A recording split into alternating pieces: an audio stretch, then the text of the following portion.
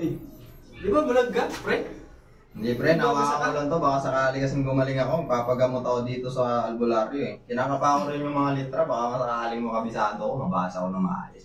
Ikaw, anong ginagawa mo rito? Hindi ba? Pilay ka? Paano ka nakakit sa hagdan?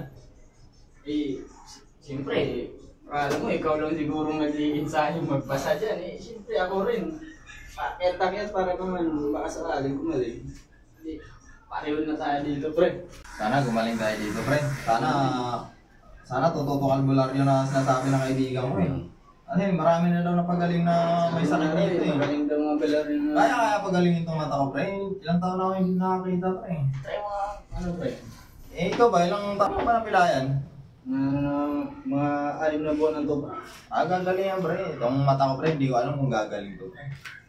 Matagal-tagal na ako hindi nakakano pre. Nakakana ako. Katuhin mo na pre. Opo. Pas. Ano ba kailangan nyo? Gusto ko sanang pagamot sa inyo eh. Matagal-tagal na hindi nakakita eh. Sige, kayo dyan sa labas, lalabas ako. Bulag ako eh. Okay, sige. Sama ko kaibigan ko, Pilay. Sige. Okay, ikat mo na. Di ba hindi ka makakita? Opo, hindi ako nakakita. Matagal na po, mataon na po. Sige, yung pangarap mo matutupad yan. Sana po. Engineer ka ba dati? Opo. Dati po kaya akong contractor eh. Sige. Pagkagalingin natin yan. Hingang malalim.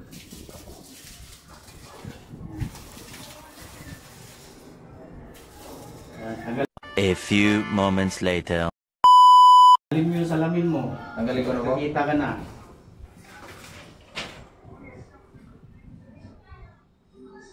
Oh, anong nararamdaman mo?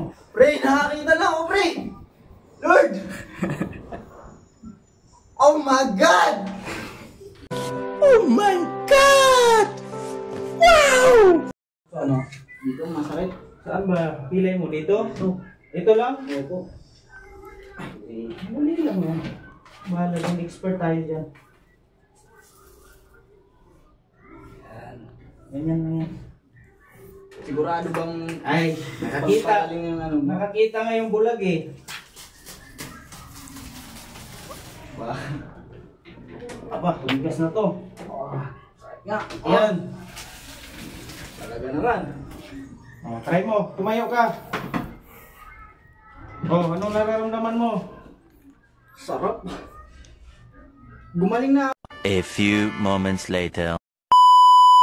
Ano? Ano masasabi mo? Wala.